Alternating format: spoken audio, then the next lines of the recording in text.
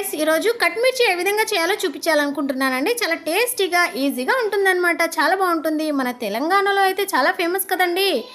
So మేము కూడా ఒకసారి ట్రై చేసామన్నమాట. చాలా బాగా వచ్చింది. మా సార్ అయితే చాలా బాగా చేస్తారు మిర్చీలు. అలాగే కట్ మిర్చి కూడా చేద్దామని ట్రై చేసాము, కానీ చాలా బాగా వచ్చింది.